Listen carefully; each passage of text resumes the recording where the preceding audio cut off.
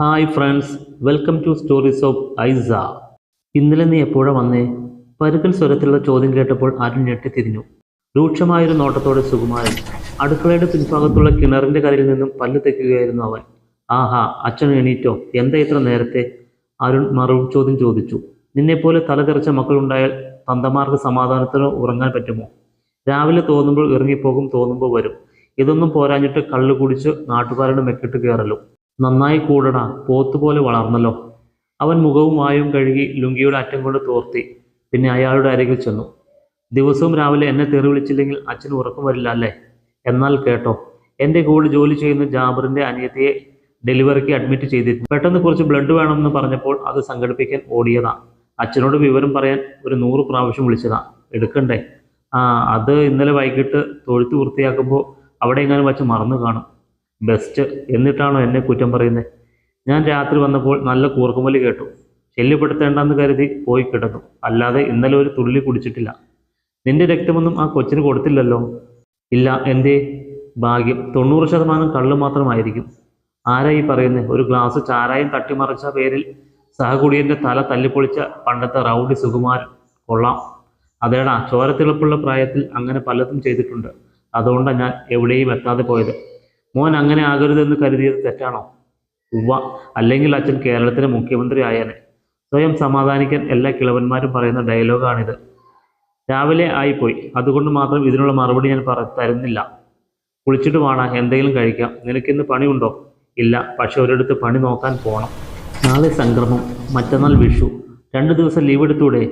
അത് പറ്റില്ല, ബാബുവേട്ടൻ കാത്തിരിക്കും. പോയി എല്ലാം കണ്ടു വാങ്ങിക്കേണ്ട സാധനങ്ങളുടെ ലിസ്റ്റും കൊടുത്ത് വേഗം വരാം. അരുൺ അയാളുടെ കൂടെ അടുക്കളയിലേക്ക് നടന്നു. ഫ്രിഡ്ജ് തുറന്ന് കറികളെടുത്ത് ചൂടാക്കാൻ വെച്ചു. പിന്നെ പഴങ്കഞ്ഞി പ്ലേറ്റുകളിൽ പകർന്ന് അതിൽ തൈര് ഒഴിച്ച് കാന്താരിമുളകും ചുവന്നുള്ളിയും ഇട്ടു. എന്നും പഴങ്കഞ്ഞി. രാവിലെ കുറച്ച് നേരത്തെ എണീറ്റ് വല്ലതും ഉണ്ടാക്കിക്കൂടെ അച്ഛനാ? ഞാൻ നിന്റെ ജോലിക്കാരനാണല്ലോ, വച്ച് വിളമ്പിത്തരണമെങ്കിൽ പെണ്ണ് കെട്ട്. എന്നേക്കാൾ മൂത്തത് അച്ഛനല്ലേ, അതുകൊണ്ട് അച്ഛൻ കെട്ടിക്കോ. അടിച്ച് തലമണ്ട പൊളിക്കും ഞാൻ. സുകുമാരൻ തവി ഓങ്ങി. കറി ചൂടാകുമ്പോഴേക്കും പോയി കുളിച്ചിട്ട് വാടാ. എനിക്ക് പശുക്കളെ മാറ്റിക്കിടണം. നിന്നേക്കാൾ ഭേദം ആ പാവങ്ങളാ. പറഞ്ഞതനുസരിക്കും. ചൂടാവല്ലേ സുഖു? ദേ ഇപ്പോൾ വരാം. അരുൺ മൂളിപ്പാട്ടും പാടിക്കൊണ്ട് ബാത്റൂമിലേക്ക് നടന്നു. കുളിച്ച് വസ്ത്രം മാറി അവൻ വന്നപ്പോഴേക്കും സുകുമാരൻ കറിയും വിളമ്പി വെച്ചിരുന്നു. എടാ, എനിക്കൊരു കാര്യം സംസാരിക്കാനുണ്ട്. കാശിൻ്റെ കാര്യം വല്ലതുമാണെങ്കിൽ എൻ്റെ കയ്യിൽ ഒന്നുമില്ല. ഓ വേണ്ടായേ. കണി വയ്ക്കാനും ഇച്ചിരി പടക്കം വാങ്ങാനും ഉച്ചയ്ക്ക് സദ്യ ഒരുക്കാനുമുള്ള പൈസയൊക്കെ ദൈവവും സഹായിച്ചിട്ട് എൻ്റെ കയ്യിലുണ്ട്. പിന്നെന്തുട്ടാ? എനിക്കൊന്ന് ബാലു ചേച്ചിയെ കാണാൻ പോകണം. ഇന്നോ? അതെ. അതിനെന്താ, പോയി വാ. നീയും കൂടെ വരണം. ഇതെന്താ പതിവില്ലാതെ? അച്ഛൻ സ്വന്തം ചേച്ചിയെ കാണാൻ പോകുന്നത് ആദ്യമായിട്ടൊന്നുമല്ലല്ലോ. അതിന് ഞാനെന്തിനാ വരണേ? എൻ്റെ ചേച്ചി നിൻ്റെ ആരുമല്ലേ? അല്ലാന്ന് ഞാൻ പറഞ്ഞോ? അവിടെ പോയാൽ ഉപദേശിച്ചു കൊല്ലും. ഞാൻ മറക്കാൻ ആഗ്രഹിക്കുന്നതൊക്കെ കുത്തിപ്പൊക്കിയില്ലെങ്കിൽ വല്യമ്മയ്ക്ക് സമാധാനം കിട്ടില്ല. നിന്നോടൊന്നും ചോദിക്കില്ല പോരെ? എടാ, ചേച്ചിക്ക് തീരെ വയ്യ. കിടന്നെടുത്തു നിന്നും എഴുന്നേൽക്കാറില്ല എന്നാ അറിഞ്ഞേ. പോകാതിരുന്നാൽ മോശമാ. ഒന്നുമില്ലേലും ചെറുപ്പത്തിൽ നിന്നെയൊക്കെ നന്നായി നോക്കിയതല്ലേ. അരുൺ കുറച്ചു നേരം ആലോചിച്ചു. ശരി, ഇനി അതിനു വേണ്ടി മോന്ത് വീർപ്പിക്കണ്ട. ഞാൻ ബാബുവേട്ടൻ്റെ കൂടെ പോയി ഒരു 10 മണിയാകുമ്പോൾ തിരിച്ചെത്താം. അച്ഛൻ റെഡിയായി നിൽക്കുന്നു. പക്ഷേ ഒരു കാര്യം ഇപ്പോഴേ പറഞ്ഞേക്കാം. ഇന്ന് രാത്രി അവിടെ കൂടാനൊക്കെ വല്യമ്മ നിർബന്ധിക്കും. അതെങ്ങാനും സമ്മതിച്ചാൽ പിന്നെ ഈ ജന്മത്തെ എന്നോട് മിണ്ടാൻ വരണ്ട. നിനക്കെന്താ അവരോട് ഇത്ര ശത്രുത? പ്രത്യേകിച്ച് ഒന്നുമില്ല. എൻ്റെ ജീവിതം എങ്ങനെ ജീവിച്ചു തീർക്കണമെന്നത് അച്ഛനൊഴികെ വേറെ ആരും ഉപദേശിക്കുന്നത് എനിക്കിഷ്ടമല്ല. വല്യമ്മയ്ക്കും പ്രകാശേട്ടനും അത് തന്നെയാണ് പണി. സുകുമാരൻ ചിരിച്ചു. അതൊക്കെ അവർ മതിയാക്കി. എത്ര ഉപദേശിച്ചിട്ടും ഫലമില്ലെന്ന് ഇന്ന് അവർക്ക് അറിയാം. എനിക്ക് ഒറ്റയ്ക്ക് അത്രയും ദൂരം പോകാനൊരു പേടി. ഇപ്പോൾ തന്നെ ഇടയ്ക്കിടെ തലക്കറങ്ങാറുണ്ട്. വഴിയിലെങ്ങാനും വീണു പോയാലോ? അതാണ് നിന്നെ വിളിച്ചത്. അത് ശരിയാണെന്ന് അരുണിന് അറിയാം. അച്ഛൻ്റെ ആരോഗ്യം മോശമായി കൊണ്ടിരിക്കുകയാണ്. എന്നാലും പറമ്പിലെ ജോലികൾ, പശുക്കളെ വളർത്തുന്നതുമെല്ലാം സുകുമാരൻ തന്നെയായിരുന്നു. അതൊക്കെ ഉപേക്ഷിക്കാനും അദ്ദേഹത്തിന് ഇഷ്ടമല്ല. എന്തായാലും അച്ഛൻ റെഡിയായി നിന്നു. ഞാൻ പോയി വരട്ടെ. അവൻ എഴുന്നേറ്റ് കൈ കഴുകി പിന്നെ ബൈക്കിൻ്റെ ചാവിയുമെടുത്ത് പുറത്തേക്ക് ഇറങ്ങി. ചെയ്യാനുള്ളതൊക്കെ തീർത്ത ഒരു കൂട്ടുകാരൻ്റെ കാറുമായി പറഞ്ഞ സമയത്ത് തന്നെ അവൻ വീട്ടിൽ തിരിച്ചെത്തിയപ്പോൾ സുകുമാരൻ തയ്യാറായി മുറ്റത്ത് കാത്തു നിൽക്കുന്നുണ്ടായിരുന്നു. അലക്കി തേച്ച മുണ്ടും ഷർട്ടും, നെറ്റിയിൽ ചന്ദനക്കുറി. ആ മുടി കൂടി ഇച്ചിരി കറുപ്പിക്കണമായിരുന്നു. എന്നാൽ പിന്നെ എന്നേക്കാൾ ചെറുപ്പമാണെന്നേ പറയൂ. പോടാ, കളിയാക്കാതെ. ഇതെന്താ ചാക്കിൽ? കുറച്ച് മരച്ചീനി, 3-4 പപ്പായ, 2 വാഴക്കൊമ്പ്, പിന്നെ കുറച്ച് കാന്താരിയും കറിവേപ്പിലയും. അവർക്കവിടെ മൊത്തം വിഷം അടിച്ചതായിരിക്കും കിട്ടുക. അരുൺ ചാക്കുകെട്ട് കാറിന് ഡിക്കിയിൽ വെച്ചു. പിന്നെ ഡ്രൈവിംഗ് സീറ്റിൽ കയറിയിരുന്നു. സുകുമാരനും കയറി. ഇതാ ഫസലുവിൻ്റെ വണ്ടിയല്ലേടാ? അതെ. അവനിപ്പോൾ ദുബായിലല്ലേ? അത് എനിക്കും ജാബറിനും അല്ലാതെ വേറെ ആർക്കും അവൻ കൊടുക്കില്ല. അത് നിങ്ങളോടുള്ള സ്നേഹവും വിശ്വാസവും കൊണ്ടാണ്. ഞാൻ ഇന്നലെ കവലയിൽ വെച്ച് അവൻ്റെ വാപ്പ സാദിഖിനെ കണ്ടിരുന്നു. കുറെ നേരം സംസാരിച്ചു. ദീപു ഇപ്പോൾ ദുബായിൽ മെക്കാനിക് ആണെന്നാണ് സാദിഖ് പറഞ്ഞത്. അരുണിൻ്റെ മുഖം ഇരുളുന്നത് കണ്ടപ്പോൾ പറഞ്ഞത് അബദ്ധമായെന്ന് സുകുമാരനും തോന്നി. സംസാരിച്ചപ്പോൾ ആ കാര്യം ഇടയ്ക്ക് വന്നെന്ന് മാത്രം. അല്ലാതെ അയാൾ തിരുത്താൻ ശ്രമിച്ചെങ്കിലും അരുൺ അത് ശ്രദ്ധിക്കാത്ത മട്ടിൽ കാർ റിവേഴ്സ് എടുത്ത് റോഡിലേക്ക് കയറ്റി. പിന്നെ ഗിയർ ചേഞ്ച് ചെയ്ത് മുന്നോട്ട് കുതിച്ചു. കവല കഴിഞ്ഞ് 1 കിലോമീറ്റർ ഇപ്പുറം അമ്പലത്തിൻ്റെ തൊട്ടടുത്ത നീല പെയിന്റ് അടിച്ച കൊച്ചുവീട് കണ്ടപ്പോൾ അവൻ്റെ ഹൃദയമൊന്ന് പിടച്ചു. ഈ വഴി വന്നിട്ട് 5 വർഷമാകുന്നു. അവസാനമായി ആ വീട്ടുമുറ്റത്ത് നിന്നും നിറക്കണ്ണുകളോടെ ഇറങ്ങിയതാണ്. ഇനി നിനക്ക് ഞാനോ അച്ഛനോ ഇല്ല പൊന്നു. ഞങ്ങളിൽ ഒരാൾ ചത്താൽ പോലും നീ ആ പടി ചവിട്ടരുത്. ദീപുവിൻ്റെ പിറകിൽ തല കുനിച്ചു നിൽക്കുന്ന അമൃതയോട് അത്രയും പറഞ്ഞപ്പോഴേക്കും ശബ്ദം ഇടറിയിരുന്നു. അതിനുശേഷം അവൻ ദീപുവിനെ നോക്കി ഒന്ന് ചിരിച്ചു. സന്തോഷമായടാ. സ്വന്തം കൂട്ടുകാരനോട് ഇങ്ങനെ തന്നെ ചെയ്യണം. എൻ്റെ കുടുംബം തകർത്ത് നീയൊന്നും ഗതി പിടിക്കില്ല ഒരിക്കലും. ഒഴുകിയിറങ്ങുന്ന കണ്ണുനീർ തുടയ്ക്കാൻ പോലും മെനക്കെടാതെ കൂടി നിന്ന ആളുകളെ തള്ളിമാറ്റി നടന്നകന്നിട്ട് 5 വർഷം കഴിയുന്നു. ആ വീടിന്ന് അടച്ചിട്ടിരിക്കുകയാണ്. അവരെവിടെയാണെന്ന് അറിയാം. പക്ഷേ ഏത് അവസ്ഥയിലാണെന്ന് എന്തിനന്വേഷിക്കണം? അമ്മ നഷ്ടപ്പെട്ടതിനു ശേഷം ഒരു കുറവും വരുത്താതെ വളർത്തി വലുതാക്കിയ അച്ഛനെയും സ്വന്തം ഏട്ടനെയും വിട്ട് ഒരുത്തൻ്റെ കൂടെ പോയ അനിയത്തി എങ്ങനെ ജീവിച്ചാലും തനിക്കൊരു ചുക്കുമില്ല. നല്ലതും ചീത്തയും തിരിച്ചറിയാൻ വൈകിപ്പോയി. വീടിൻ്റെ അടുക്കളയിൽ വരെ കയറാൻ സ്വാതന്ത്ര്യം കൊടുത്ത കൂട്ടുകാരൻ ചതിക്കുമെന്ന് എങ്ങനെ അറിയാനാണ്? താൻ മറ്റു കൂട്ടുകാരുടെയെല്ലാം സഹോദരങ്ങളെ കാണുന്നത് പോലെയാണ് അവനും തൻ്റെ അനിയത്തെ കാണുന്നതെന്ന് വിശ്വസിച്ചു. അവനെ എന്തിനു കുറ്റം പറയണം? നാട്ടുകാരുടെ മുന്നിൽ അച്ഛനെയും ഏട്ടനെയും നാണം കെടുത്തി പോയവൾക്ക് ഇല്ലാത്ത സ്നേഹം അവന് തോന്നേണ്ട ആവശ്യമില്ലല്ലോ. അമ്മ മരിച്ചതിനു ശേഷം അച്ഛൻ നെഞ്ചുപൊട്ടി കരഞ്ഞ് മകളെ അന്വേഷിച്ചു പോയ മകൻ തനിച്ച് തിരിച്ചു വന്ന ആ ദിവസമായിരുന്നു. അരുൺ സുകുമാരനെ നോക്കി. അയാൾ സീറ്റിൽ ചാരി കണ്ണടച്ചു കിടക്കുകയാണ്. പാവം, മക്കൾക്ക് വേണ്ടി മാത്രം ജീവിച്ചവരാൾ. അച്ഛന് പൊന്നുവിനെ ആയിരുന്നു ഏറ്റവും ഇഷ്ടം. പൊതുവെ എല്ലാ അച്ഛന്മാർക്കും പെൺമക്കളോട് ഇഷ്ടക്കൂടുതൽ ഉണ്ടാവാറുണ്ട്. അരുണിന് അതിന് കുശുമ്പൊന്നും തോന്നിയിരുന്നില്ല. കാരണം ആ പ്രായത്തിലൊക്കെ ഒരു ആൺകുട്ടി ആഗ്രഹിക്കുന്ന എല്ലാ സ്വാതന്ത്ര്യവും അവന് കിട്ടിയിട്ടുണ്ട്. എന്താവശ്യപ്പെട്ടാലും അച്ഛൻ വാങ്ങിക്കൊടുക്കും. സമപ്രായക്കാരായ ഒരുപാട് കൂട്ടുകാർ. ആ സംഘത്തിലേക്ക് +2 പഠനകാലത്ത് എത്തപ്പെട്ട ആളാണ് ദീപു. അരുണെ, ഇത് ദീപു. അമ്പലത്തിൻ്റെ അടുത്തുള്ള വീടില്ലേ, അവിടുത്തെ പുതിയ താമസക്കാരാ. ഒരു വൈകുന്നേരം ഗ്രൗണ്ടിൽ ക്രിക്കറ്റ് കളിക്കുമ്പോൾ ജാബിർ കൂടെ വന്നവനെ പരിചയപ്പെടുത്തി. അന്ന് തുടങ്ങിയ സൗഹൃദം. ദീപുവിൻ്റെ മാതാപിതാക്കൾ അവന് 10 വയസ്സുള്ളപ്പോൾ വേർപിരിഞ്ഞതാണ്. അച്ഛൻ്റെയും അമ്മയുടെയും കൂടെ മാറി മാറി അവനും അവൻ്റെ ഏട്ടനും താമസിച്ചു. അച്ഛൻ വേറെ പങ്കാളിയെ കണ്ടെത്തിയപ്പോൾ അങ്ങോട്ടുള്ള പോക്ക് നിർത്തി. പിന്നെ അമ്മയുടെ കൂടെ ആയിരുന്നു. അമ്മയും നഷ്ടമായപ്പോൾ ഏട്ടൻ സന്തോഷ് ഓരോ ജോലികൾ ചെയ്ത് അവനെ പഠിപ്പിച്ചു. കുറെ കഷ്ടപ്പെട്ടെങ്കിലും അയാൾക്ക് ഗൾഫിൽ മോശമില്ലാത്ത ജോലി കിട്ടി. അതിനുശേഷം കല്യാണം കഴിച്ചു. അമ്മയുടെ തറവാട് ഭാഗം വച്ചപ്പോൾ കിട്ടിയ പൈസയും അയാളുടെ സമ്പാദ്യവുമെല്ലാം ചേർത്താണ് ഈ വീട് വാങ്ങിയത്. ഇപ്പോൾ അയാൾ നാട്ടിലുണ്ട്. തിരിച്ചു പോയാൽ ആ വീട്ടിൽ ദീപുവും സന്തോഷിൻ്റെ ഭാര്യ ജയശ്രീയും അവരുടെ 2 മക്കളും മാത്രമാകും. ഏട്ടത്തിക്ക് എന്നെ ഭയങ്കര ഇഷ്ടമാണ്. ഒരു കുറവും വരുത്തില്ല. ഏട്ടൻ വഴക്ക് പറയുമ്പോഴൊക്കെ ഏട്ടത്തിയെ എന്നെ രക്ഷിക്കാറ്. ഇടയ്ക്ക് ഏട്ടത്തി കുട്ടികളെയും കൊണ്ട് 1-2 ദിവസം അവരുടെ വീട്ടിൽ താമസിക്കാൻ പോകും. അപ്പോൾ ഭയങ്കര സങ്കടമാണ്. ഒരിക്കൽ ദീപു അരുണിനോട് പറഞ്ഞു. വീട്ടിൽ കയറാൻ തോന്നുന്നില്ല. എല്ലാ ലൈറ്റും ഇട്ടാലും ഇരുട്ടായ പോലെ. ഉറങ്ങാനും പറ്റില്ല. ആകെ ഭ്രാന്ത് പിടിക്കും. അതെന്താണ്? നിനക്കിപ്പോൾ ദിവസവും വീട്ടിൽ ചെല്ലുമ്പോൾ അച്ഛനും അനിയത്തിയും ഇല്ലേ? അവരെ എങ്ങോട്ടെങ്കിലും മാറി നിൽക്കുമ്പോൾ ആ വിഷമം മനസ്സിലാകും. മക്കളെ തനിച്ചാക്കി സുകുമാരൻ എങ്ങും പോകാത്തതിനാൽ അരുണിന് ദീപുവിൻ്റെ അവസ്ഥ മനസ്സിലായില്ല. പക്ഷേ അവന് ദീപുവിനോട് വല്ലാത്തൊരു അടുപ്പം തോന്നി. തനിക്ക് അച്ഛനെങ്കിലും കൂടെയുണ്ട്. ദീപുവിനോ? അമ്മ മരിച്ചു. അച്ഛൻ ദൂരെയെങ്ങോ വേറൊരു കുടുംബവുമായി ജീവിക്കുന്നു. അയാൾ വർഷങ്ങളായി തൻ്റെ ആദ്യത്തെ 2 മക്കളെയും കാണാൻ പോലും വരാറില്ല. മറ്റേ ഭാര്യയിൽ ഒരു മകളുണ്ട്. അവളുടെ കൂടെ ഒരിക്കൽ ടൗണിലെ സിനിമാ തിയേറ്ററിൽ നിന്നും തമാശകൾ പറഞ്ഞ് പൊട്ടിച്ചിരിച്ചുകൊണ്ട് അച്ഛൻ ഇറങ്ങി വരുന്നത് കണ്ടിട്ടുണ്ടെന്ന് ദീപു പറഞ്ഞപ്പോൾ അരുണിന് വിഷമം തോന്നി. ആ അവസ്ഥ എത്ര വേദനാജനകം ആയിരുന്നിരിക്കും. അന്നു മുതൽ ദീപു അരുണിൻ്റെ ജീവിതത്തിൻ്റെ ഭാഗം തന്നെയായി. എവിടെ പോകുമ്പോഴും അവനെ കൂടെ കൂട്ടും. അവൻ്റെ കഥകൾ അറിഞ്ഞ ശേഷം സുകുമാരനും സ്വന്തം മകനെ പോലെ തന്നെയാണ് സ്നേഹിച്ചത്. അവരുടെ വീട്ടിലെ അംഗമായി അവൻ മാറി.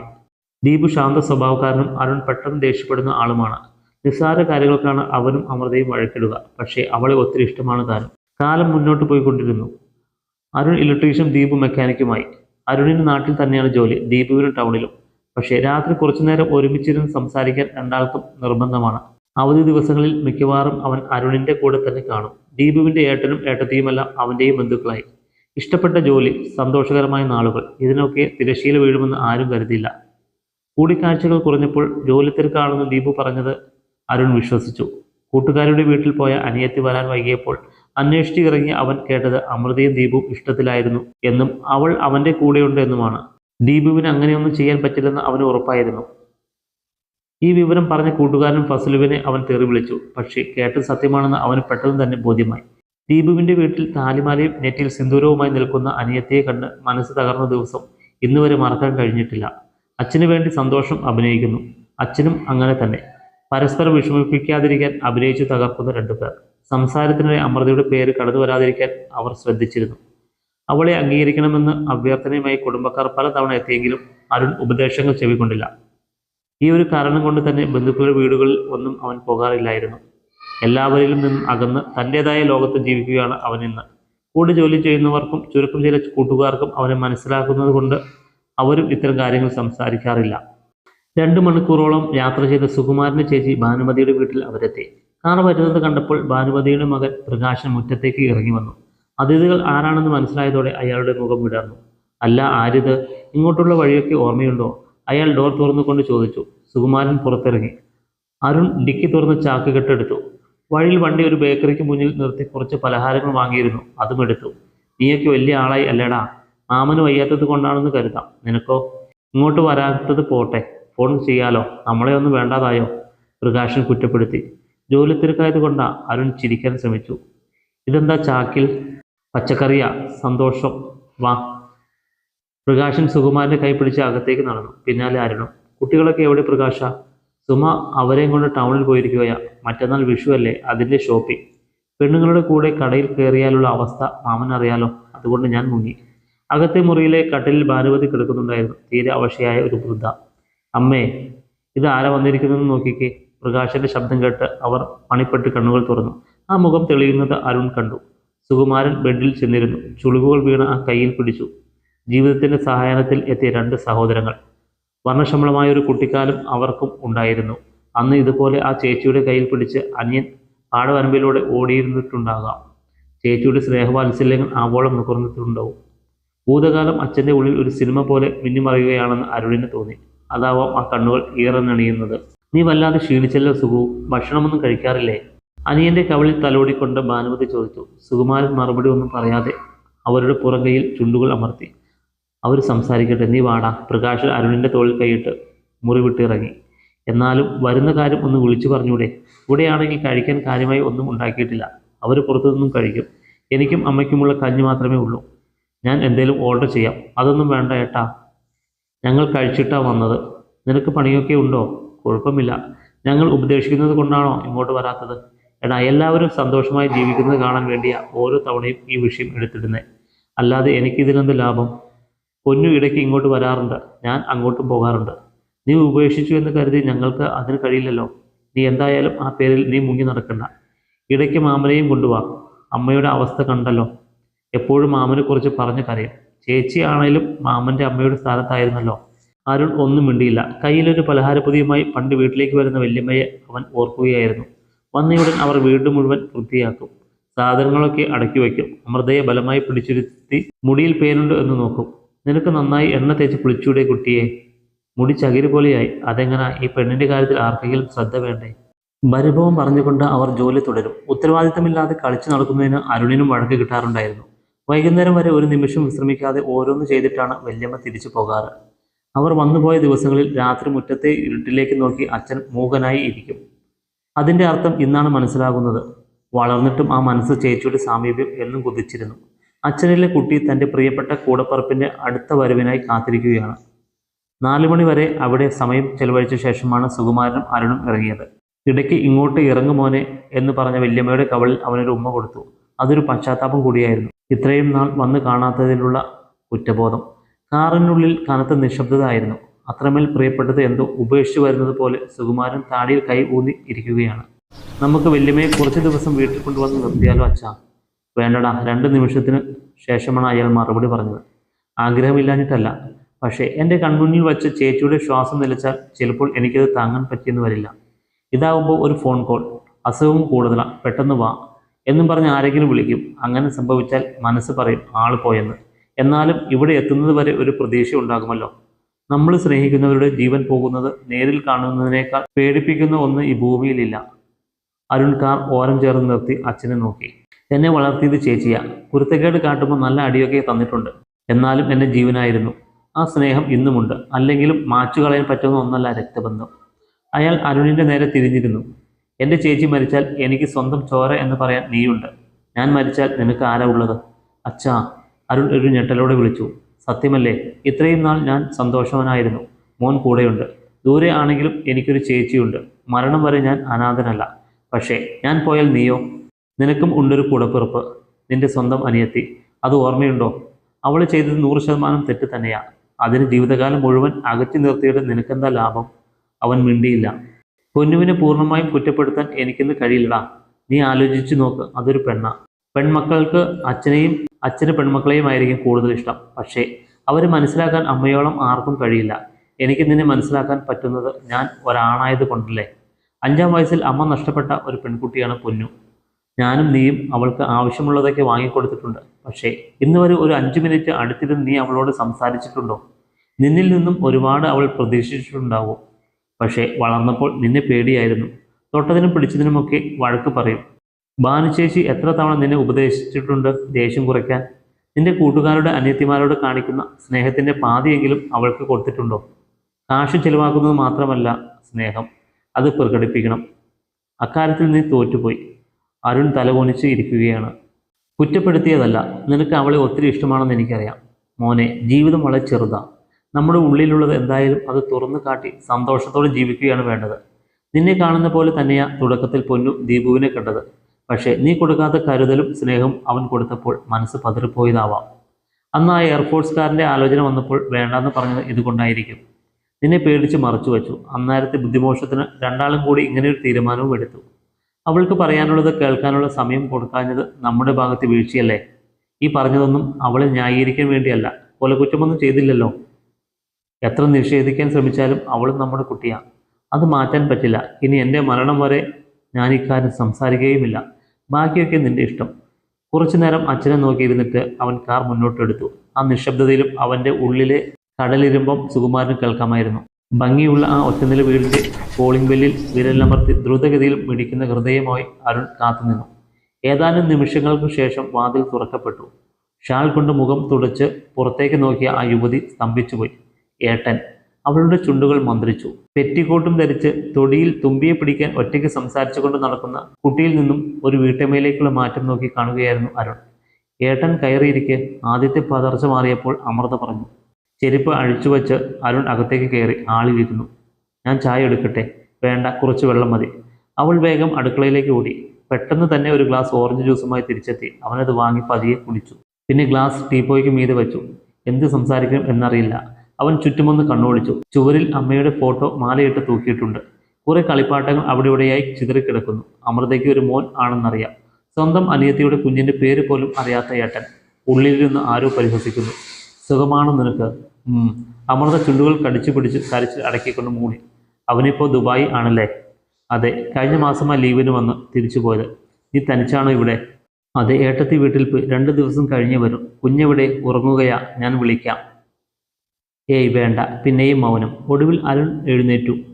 നാളെ വിഷുവല്ലേ, നീ അവനെ വിളിച്ച് ചോദിക്ക് നിന്നെയും കുഞ്ഞിനെയും എൻ്റെ കൂടെ വിടുമോന്ന്.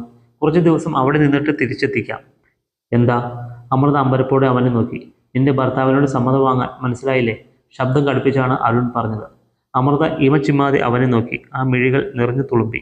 അരുൺ ഒന്ന് പുഞ്ചിരിച്ചു. പെട്ടെന്ന് റെഡിയാകൂ പൊന്നു, അച്ഛൻ കാത്തിരിക്കുന്നുണ്ട്. ആർത്തുലച്ചു കരഞ്ഞുകൊണ്ട് അമൃത നിലത്തേക്ക് ഇരുന്ന് കാൽപാദത്തിൽ മുഖം അമർത്തി. എന്നോട് ക്ഷമിക്കേട്ടാ, മാപ്പ്. ഞാൻ കാരണം ഏട്ടനും അച്ഛനും എല്ലാവരുടെയും മുന്നിൽ പറ്റിപ്പോയി. എന്നോട് ക്ഷമിച്ചൂടെ? കരച്ചിലിനിടയിലൂടെ വാക്കുകൾ മുറിഞ്ഞ് പുറത്തേക്ക് വരുന്നുണ്ടായിരുന്നു. അരുൺ അവളെ പിടിച്ചു എഴുന്നേൽപ്പിച്ചു. പിന്നെ പതിയെ മാറോട് ചേർത്തു. എന്നും മനസ്സുകൊണ്ട് മാപ്പ് ചോദിക്കാറുണ്ട്, അല്ലാതെ വേറെന്താ ചെയ്യാം? ഒരിക്കലെങ്കിലും നേരിട്ട് വന്ന് ഏട്ടൻ്റെയും അച്ഛൻ്റെയും കാല് പിടിക്കാൻ ശ്രമിച്ചതാ. ഒന്ന് എന്നോട് ക്ഷമിച്ചു എന്ന് പറയട്ടാ, എല്ലാം എൻ്റെ തെറ്റാ. അവൻ അവളെ നേരെ നിർത്തി കണ്ണുകൾ തുളച്ചു. മതി, കഴിഞ്ഞതിനെക്കുറിച്ച് പിന്നെയും സംസാരിച്ചാൽ എല്ലാവർക്കും വേദന മാത്രമായിരിക്കും. എന്തൊക്കെ ചെയ്താലും എനിക്ക് അനിയത്തിയായി ഈ ലോകത്ത് നീ മാത്രമല്ലേ ഉള്ളൂ. അതെനിക്ക് ഇന്നലെ മനസ്സിലാക്കി തന്നത് അച്ഛനാ. നീ വാ, നമുക്ക് പോകാം. ആ നെറ്റിയിൽ ഒരു ചുംബനം നൽകിയപ്പോൾ അന്നേ വരെ അനുഭവിച്ചിട്ടില്ലാത്ത എന്തോ ഒരു വികാരത്താൽ അവൻ്റെ ഉള്ളം കുളിർത്തു. വിഷുക്കണിക്ക് ശേഷം 2 വയസ്സുകാരൻ ദേവൂട്ടനെയും എടുത്ത് മുറ്റത്ത് പൂത്തിരി കത്തിക്കുന്ന അരുണിനെ നോക്കി ഉമ്മറത്തിരിക്കുകയാണ് സുകുമാരൻ. അയാളുടെ മടിയിൽ തലവച്ച് അമൃത കിടക്കുന്നു. സുകുമാരൻ പതിയെ അവളുടെ മുടിയിലൂടെ വിരലൊടിച്ചു. കഴിഞ്ഞ കാലത്തെക്കുറിച്ച് ആരും ഒന്നും സംസാരിച്ചിട്ടില്ല. ചെയ്ത തെറ്റിനെ ഓർത്ത് പശ്ചാത്താപിച്ചുകൊണ്ടാണ് അവൾ 5 വർഷം ജീവിച്ചതെന്ന് അയാൾക്കറിയാം. നമ്മൾ സ്നേഹിക്കുന്നവർ ചിലപ്പോൾ നമ്മളെ വേദനിപ്പിച്ചേക്കാം. അതിന് എന്നേക്കുമായി ഒഴിവാക്കുകയാണെങ്കിൽ ഈ ഭൂമിയിൽ അനാഥരെ പോലെ ജീവിക്കുന്നവരായിരിക്കും കൂടുതൽ. കാരണം തെറ്റുപറ്റാത്ത മനുഷ്യരില്ലല്ലോ. ദീപുവിൻ്റെ കൂടെ അമൃത സന്തോഷവതിയാണ്. തന്നെ വിശ്വസിച്ച് വന്ന പെണ്ണിന് ഒരു കുറവും വരുത്താതിരിക്കാൻ അവൻ ഏതോ നാട്ടിൽ ചെന്ന് കഷ്ടപ്പെടുന്നുണ്ട്.